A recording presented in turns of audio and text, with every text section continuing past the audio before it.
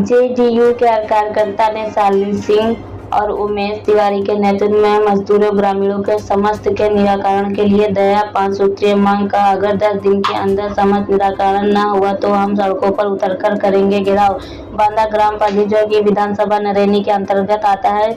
जब शालिनी सिंह गाँव वालों का हाल जानने भ्रमण के लिए गाँव पहुंची तो ग्रामवासियों ने अपने दर्द को बताकर किसी तरह हम 21वीं में पहुंचकर भी बदधार्मिक के जीवन जीने के मजबूर हैं। ग्रामवासियों द्वारा बताया है कि हमारे यहाँ न तो पक्की सड़कें और न ही पक्की नालियां हैं। नालियां का पानी सड़कों में बहता है। बच्चे बूढ़े नौजवान सभी लोग आने जाने में भारी समस्या है। इस पर ब्लॉक नरैनी के अंतर्गत आने वाले ग्राम पंचायत पौड़ा के डिमरोहा पुरवा में रविवार की जनता की समस्या सुनने व निराकरण करने के लिए ग्रामवासियों से मिले जेडीयू नेत्री शालिनी सिंह पटेला, जेडीयू मीडिया प्रभारी उमेश तिवारी, वकील खान को खंती खोदने वाले मजदूरों ने बताया कि 1 साल से उनकी मजदूरी नहीं दी गई है। वह बार-बार गांव के प्रधान सुनीता के पास अपनी मजदूरी के लिए गुहार लगाई। ग्राम प्रधान के पति जब उनके गांव गए बार-बार आए तो हर बार बोला गया कि अभी पैसा नहीं, बाद में यह मिलेगा। तो कई बार मिली सिर्फ धमकी। वहीं गांव में एक हैंडपंप महीने में बिगड़ पड़ा है जो कि तकरीबन आधा सैकड़ों ग्रामवासियों के प्यास बुझाता था। मौजूद हालत में ग्रामीणों को पीने एवं दैनिक कार्यों के लिए लगभग 1 किमी से पानी लाना पड़ता है। सबसे अद्भुत बात यह है कि इस गांव में पक्की सड़कें एक भी नहीं है और नाली का नामो निशान नहीं है। पानी सड़कों पर बह रहा है। लोग आज भी कच्चे कपड़े वाले घरों में रह रहे हैं। एक आधा कॉलोनी मिल गई है तो भूल से तो नहीं कर सकते हैं। जहां स्वच्छता का मिशन गांधी जी के लिए आए थे और उसी मिशन पर आज के तमाम नेताओं के राजनीति की उसके पर खच्चे उड़ाते हुए ऐसे कई गांव हैं जहां आज भी लोग लोटा लेकर खेत में जाने पर मजबूर हैं। एक तरफ नाला लिखे हुए दिखते बहन बेटियों दूर न जाएं, शौचालय घर में बनवाएं, और दूसरी तरफ इन ग्रामीणों को शौचालय के नाम पर एक फूटी कौड़ी भी नहीं मिली।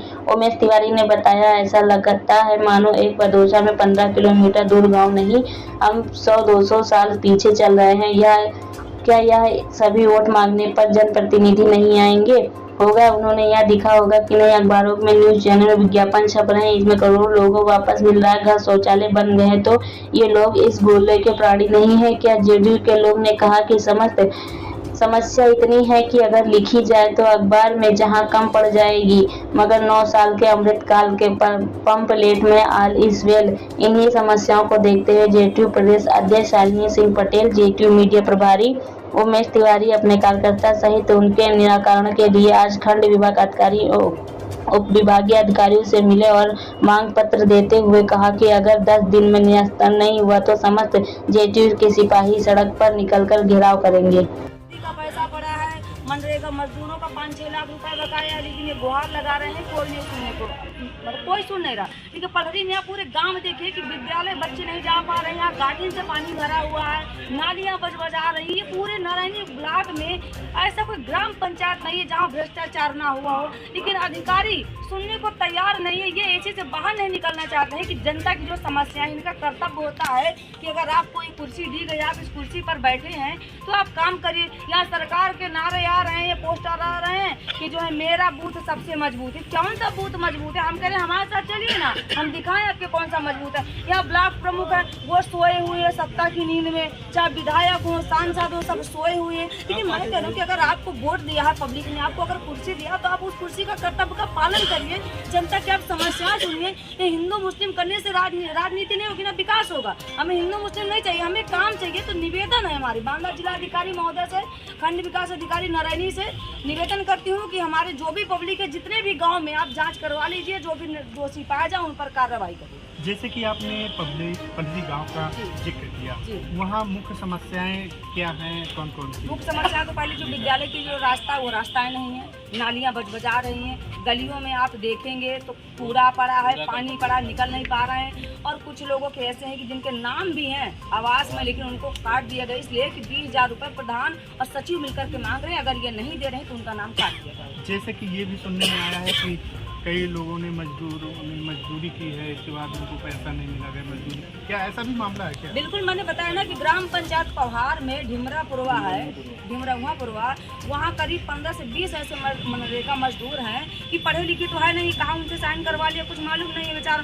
तो उनका कम से कम 5 लाख रुपए बकाया है। और वहीं ढिमरा पुरवा में मेड़बंदी का जो है बहुत कम से कम 20 किसानों का पैसा बकाया, वो दर चक्कर काट रहे हैं। यहाँ तक कि विधायिका के पास गए, उन्होंने भी लेटर लिखा, जिलाधिकारी के पास गए, मतलब कई वो कितने अधिकारियों के पास जाके उनकी फाइलें रखी है, मैंने देखा जो है एप्लीकेशन की, लेकिन कोई सुनवाई नहीं। आज आपने कहाँ मुलाकात की, किससे मुलाकात मैंने की, अभी क्या खंड विकास अधिकारी नरैनी ने मुलाकात किया, उनको हमें टाइम दिया कि 10 दिन के अंदर अगर इन जनता की समस्याओं का समाधान नहीं होता है तो हम लोग पूरे जनता दल यूनाइटेड के सिपाही हम सड़कों पर उतरने का काम करेंगे, जिसके जो है संपूर्ण जिम्मेदारी बांदा जिला प्रशासन नरैनी प्रशासन की। जैसे कि आपका कहना है कि प्रहरी गांव में मजदूरी का पैसा नहीं मिला है, तो क्या लगता है कि कमी है?